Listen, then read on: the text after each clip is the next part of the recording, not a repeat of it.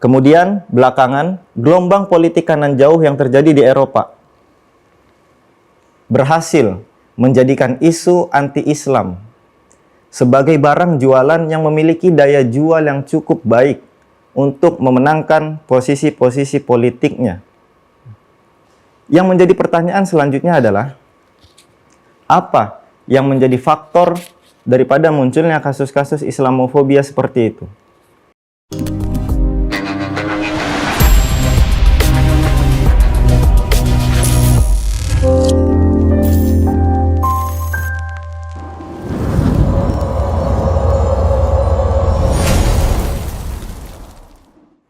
Assalamualaikum warahmatullahi wabarakatuh. Bismillah walhamdulillahil wahidi fi dzatihi wa sifatih alladzi ba'asa sayyidana Muhammadan lil khalqi bitauhidi bibahiri ayatih.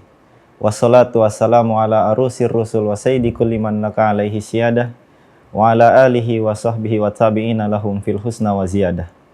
Rekan-rekan Zaiza Inteleksia, senang rasanya pada kesempatan kali ini kami dapat menyapa sekaligus berbagi kepada rekan-rekan sekalian.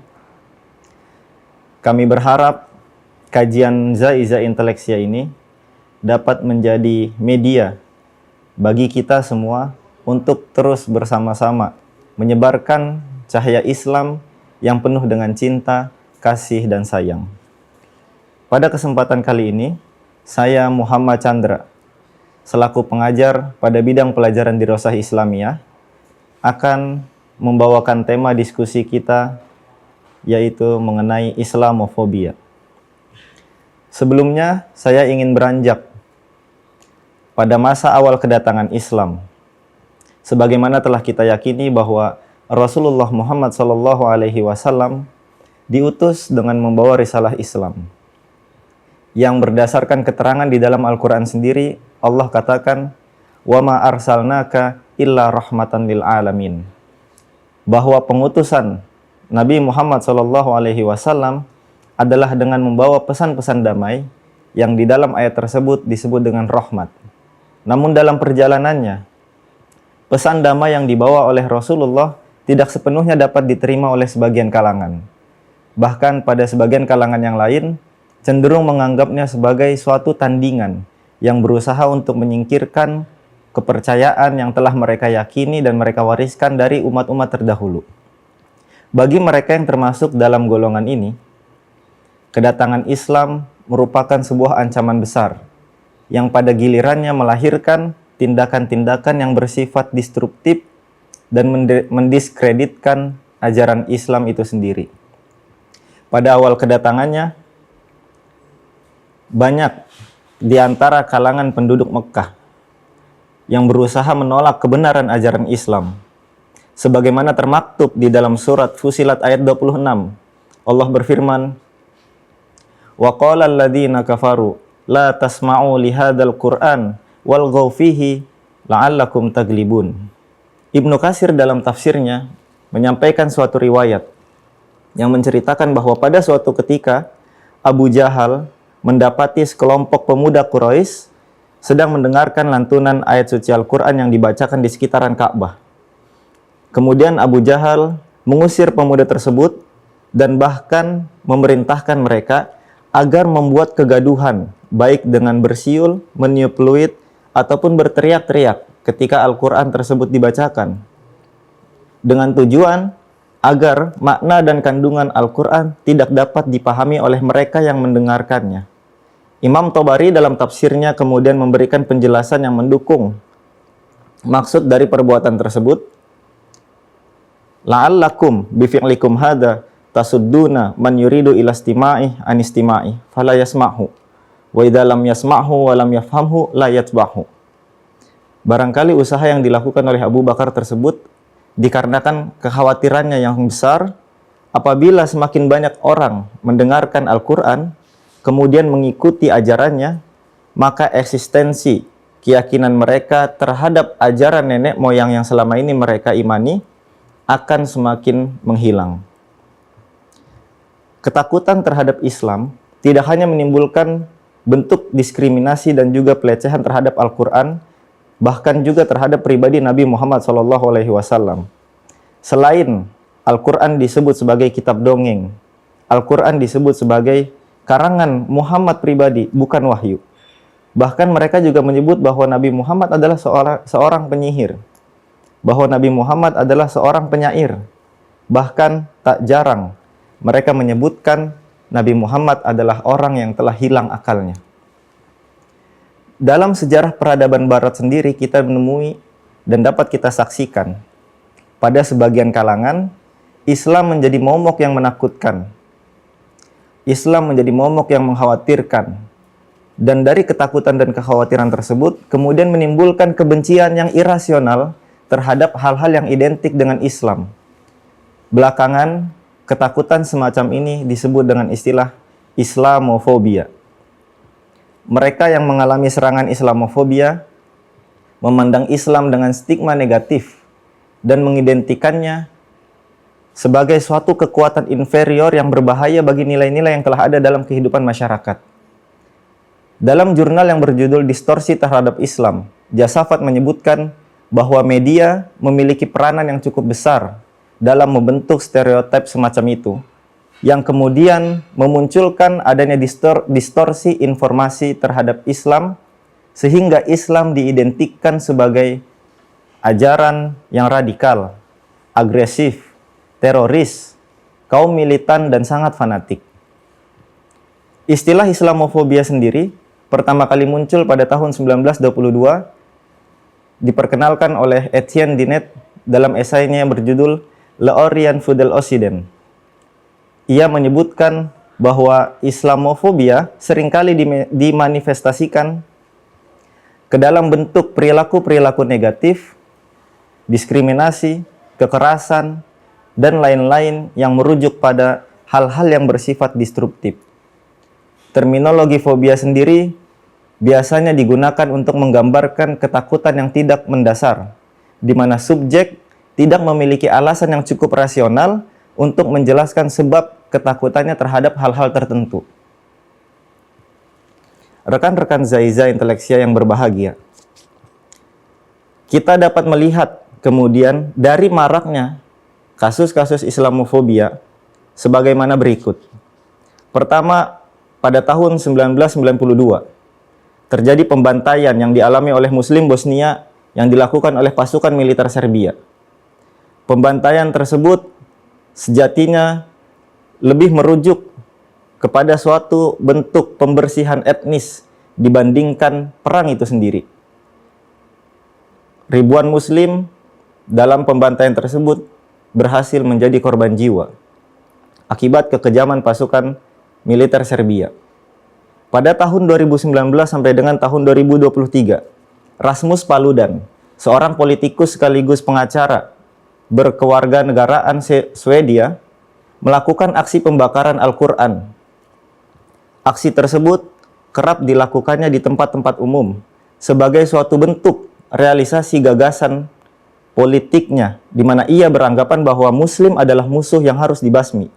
Ia dan partai yang didirikannya pada tahun 2017 memiliki anggapan bahwa Islam berpotensi mereduksi eksistensi kepercayaan yang diyakini oleh masyarakat Barat. Kemudian, belakangan, gelombang politik kanan jauh yang terjadi di Eropa berhasil menjadikan isu anti-Islam sebagai barang jualan yang memiliki daya jual yang cukup baik untuk memenangkan posisi-posisi politiknya.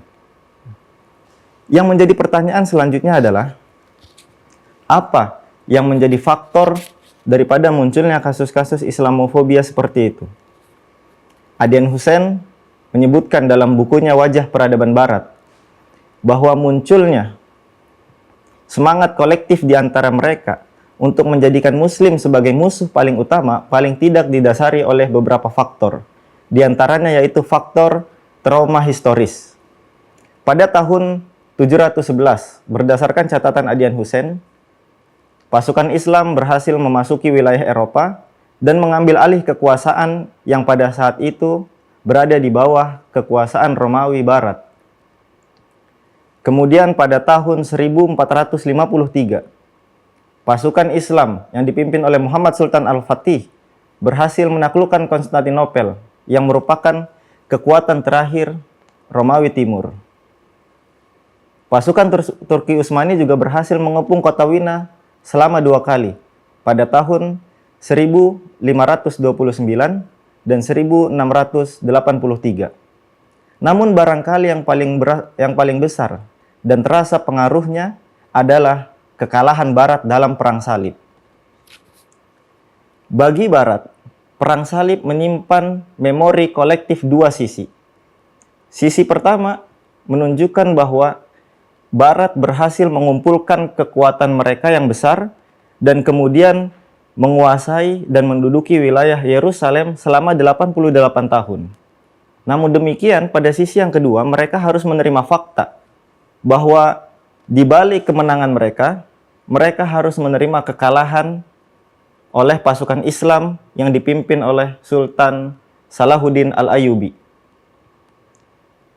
Kemudian belakangan di awal abad 21, tragedi runtuhnya gedung WTC pada tanggal 11 September 2001 memberikan dampak yang cukup besar bagi mereka yang berada di luar kalangan Islam untuk memiliki alasan dalam membenci Islam.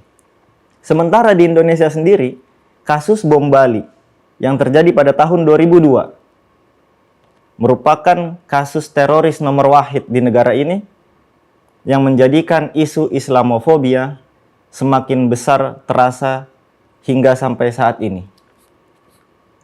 Rekan-rekan Zaiza Inteleksia, selanjutnya mungkin kita dapat katakan dan dapat kita lihat bahwa aspek-aspek traumatis tersebut berhasil dieksploitasi sedemikian rupa oleh sebagian kalangan ilmuwan neokonservatif Barat, seperti Huntington dalam bukunya The Clash of Civilization and the Remaking of the World Order.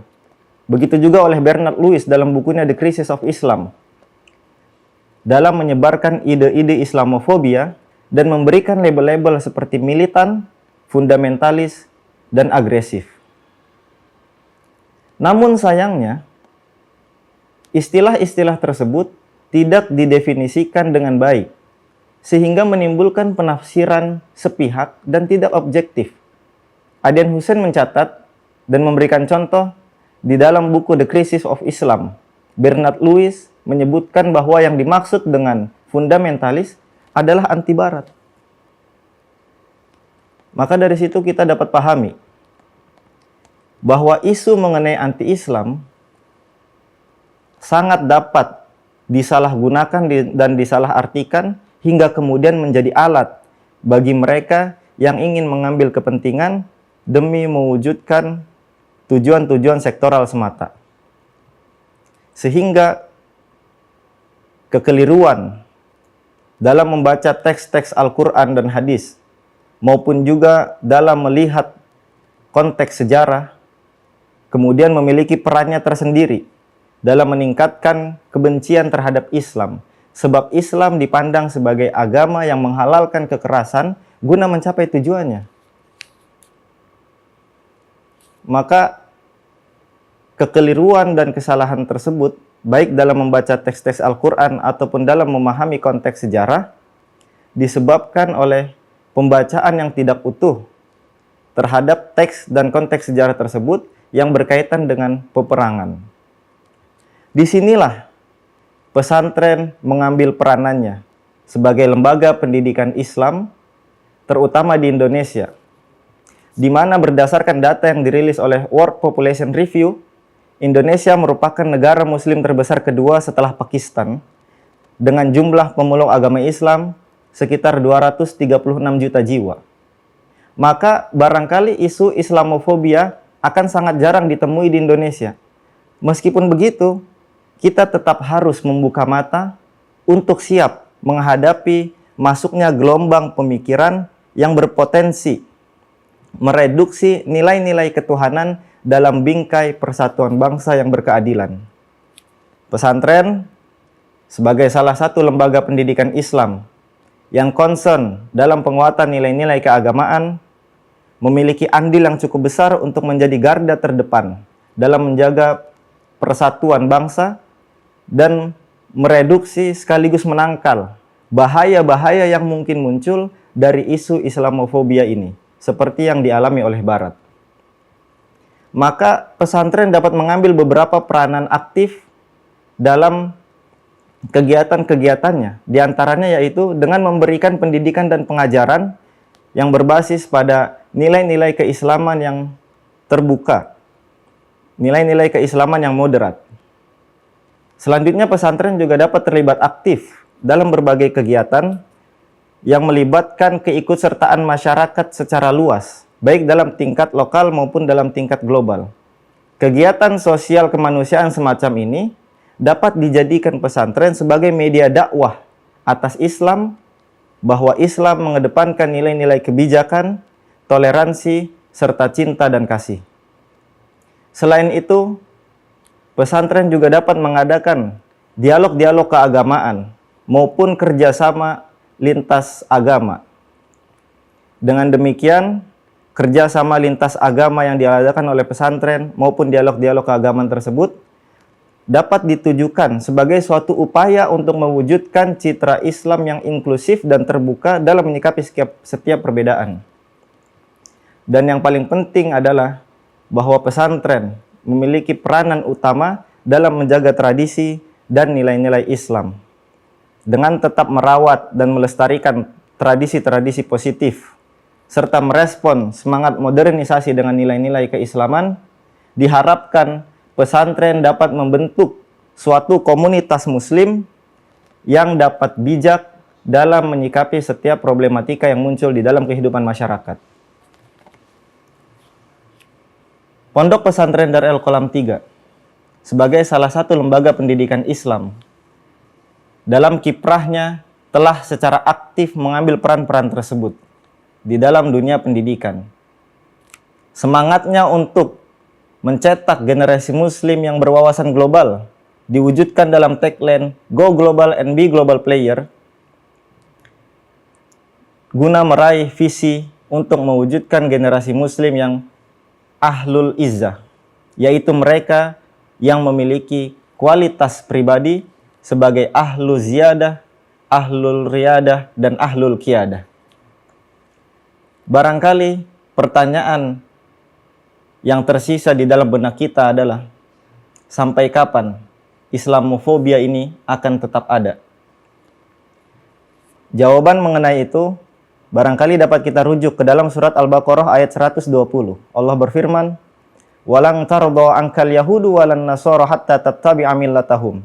Qul inna hudallahi huwal huda, wala in ittaba'ta ahwa'ahum ba'dalladzi ja'aka minal ilm, ma laka minallahi min waliyyin wala nasir. Wallahu a'lam bishawab. Hadanallahu wa iyyakum ajmain wa lafu minkum." Zaiza Inteleksia, membaca, berfikir, dan berkarya. Wassalamualaikum warahmatullahi wabarakatuh.